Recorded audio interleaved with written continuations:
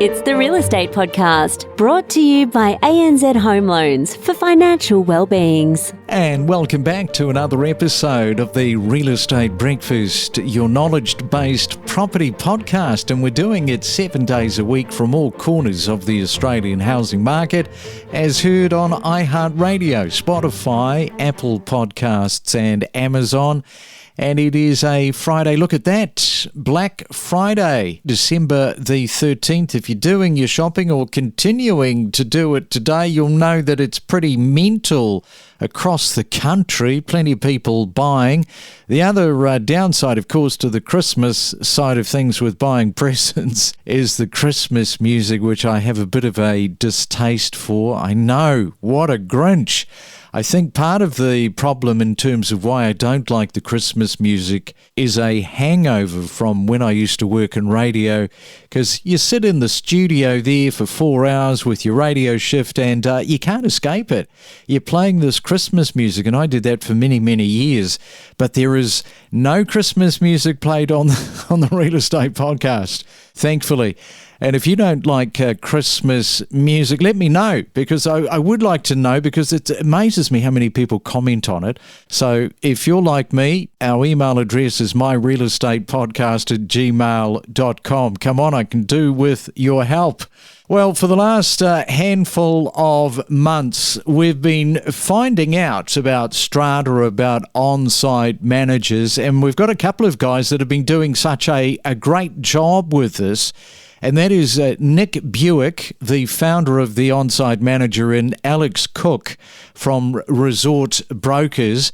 We're going to dive back into a few of these different podcasts, just with some of the key information, just to highlight some of the information. And I started in one of these episodes with Nick talking about the rents around the country being so high, with a lot of the children to parents who just can't leave home. They're stuck with mum and dad. In some cases, it might feel like indefinitely for the parents just because of the high rents. Yeah, that's right. It's not easy out there at the moment. You know, prices are only going north. We're seeing a lot of first home buyers actually purchasing traditionally rent properties. So properties that normally people would buy as a rental property. A lot of first home buyers now are acquiring those properties to live in as owner occupiers. It's definitely something that's happening at the moment. It is hard to get your foot in the door. Yeah, no doubt about it. So it's time to educate ourselves right now about management rights.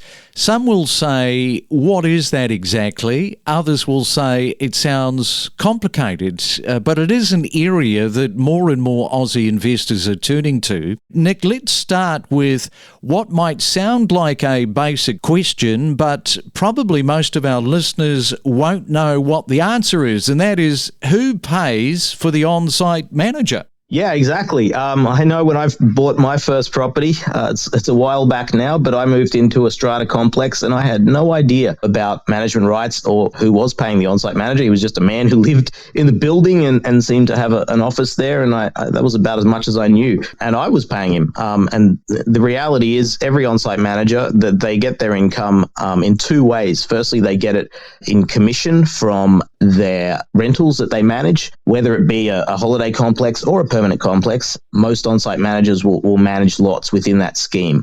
So they get commission from that, which is a variable salary. It's based on performance and how well they can manage those lots. And then the second half of their income comes from their caretaking salary. And that's a fixed income that's agreed with between the manager and the body corporate. The length of that agreement varies by state. In Queensland, it can be up to 25 years for that agreement. So it's a fairly solid, predictable income that is based on what they have to do in their contract. In that capacity, the body corporate pays the manager, and then the lot owners that agree to allow the manager to manage their lots also pay the manager. Now, of course, I can hear people say, so what is the manager's income? What is the typical range? Can you tell us that? We have a lot of management rights on the onsite-manager.com.au that are for sale, and we did a little bit of analysis on it and actually worked out what the average per lot income was. And it varies between almost just under $2,000 per lot per year to the higher end of $2,500 per lot per year. That's sort of the standard deviation there for their income. Income typically is based on how much work they have to do. So if you're in a holiday complex that has resort facilities and swimming pools and saunas and gardens, then that income generally will be higher. That's where you see the sort of higher end incomes of around $2,500 per lot. If it's a very low maintenance permanent complex, typically that income will be lower per lot per year. And what does the on-site manager do in return for the income? Because they've got a bit of work to do, right? They do, yeah. A lot of people just think, the on-site manager is just getting paid to sit there and twiddle their thumbs and make a fortune. And that's no joke. I've read legitimate news articles with that sort of criticism. It's just not the case. The manager's income, and we're talking now about the caretaking income, that's set out in their caretaking agreement. So everything in that agreement is what they have to do. So whether it's vacuuming halls every day or maintaining car parks, looking after the swimming pool, trimming gardens, mowing lawns, all of that stuff is outlined in their contract, and they have to do all of those things in order to earn that money. There are many counterpoints to consider, but more and more Australians, it seems, are looking at this industry as a way of providing, firstly, I guess, a lifestyle, and then secondly, the income stream.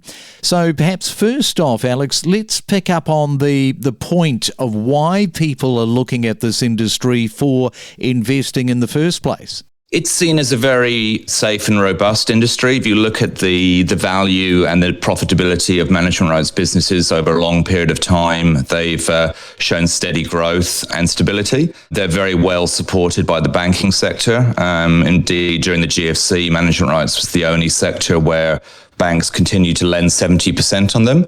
So they work very well from a point of view of leveraging your money.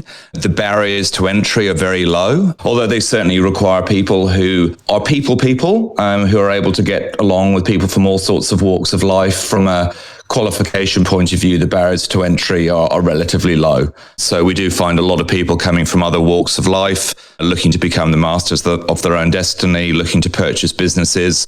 So you said a people person, and I just wonder how many people, maybe over a number of years, you've seen the odd person pop up and you've thought, no, this is clearly probably not going to work if you're not into people and just that face-to-face. It's so important, isn't it? That's absolutely right. One of the policies I stick to is never sell someone into a business you can't sell them out of. And certainly if I come across people, newcomers who I don't think are suitable for the industry, I won't be shy in telling them. Of course, people do make mistakes and get into the industry where, they don't have those people skills. Ultimately, to maintain the value of a business, you need to get along with the residents because you need to get their votes to top those agreements up. And of course, if you haven't got those people skills, you won't get the agreements topped up and the value of your business will drop. The industry does tend to weed out the people that shouldn't be in it fairly quickly. And I just want to pick up on the point that Nick talked about, the way in which management rights have evolved over a period of time, especially with it now being a more mature market. Just how much more sophisticated from your point of view has it become? Well, look, you can tell a very fun story there. The management rights started as an industry on the Gold Coast in the 1960s, and it was a way of people from Melbourne and Sydney who started to buy holiday apartments on the Gold Coast. It was a system that enabled the safe and productive management of their property whilst they were absent, in Sydney and Melbourne. Over the years, it's developed into a multi-billion-dollar industry. That's developed in line with the size of developments. Obviously strata buildings where we used to see a maximum perhaps 50, 60 units. Now we see strata developments of, 600, 700, 800 units. So there's very substantial businesses behind those buildings, and that's engendered big corporates coming into the industry. Good example being Mantra. Mantra were one of the first large companies to acquire a large portfolio of large management rights and float them, and they were sold to Accor for over $1 billion. So it gives you an idea of the growing scale of the industry. Now, if you've been listening to these discussions and you have thought to yourself, okay, I'm at a stage now where I understand enough about the industry and want to find out more. If somebody is thinking that, Alex, can you step over just how somebody becomes involved in being an on-site manager? Well, look, without meaning to self-sale too much, I think becoming close with a good broker who's going to spend the time to understand your needs and what you're looking for and start presenting you with opportunities and explaining the processes that you need to go through to get into the industry is critical. At the end of the day, it's going to be a broker who will show you the various types of properties. They'll introduce you to other key professionals. We always say if you're going to get into management rights, make sure you use specialists. So speaking to a specialist finance broker who will be able to look at your finances and give you an idea of what you're able to purchase. Obviously, when you do purchase, the lawyer, management rights specialist lawyer, is a real linchpin in the process in regards to running the due diligence and the conveyancing part of a process. So I suppose in simplicity, find a good broker to start with, but from there, just make sure you're surrounded by the best industry specialist professionals that you can find. If you're living overseas, because we do have an international audience, not just in Australia, that listens to the podcast, and you decide to buy various management rights, but you still want to stay, let's say that you're living in Italy and enjoying the fine wine, and then you just put in your own managers into those sites. Is that something that is happening? Absolutely, yeah. So we call that syndication. A lot of the time they'll be set up by finance broker specialists who deal in the financing of management rights. And what they'll do is, they'll take investors or silent partners, as they call them, who will front the capital. Essentially, they'll own the management rights. And it may not just be one investor. Sometimes there'll be a consortium. There might be like 4 or 5 investors, each throwing in, $250,000 each. And then their job is to front the capital and be quiet. And then they'll put in a highly experienced manager who's paid on a salary, and they will effectively run that management rights for them under license. The actual people that own the management rights are the investors, the silent partners.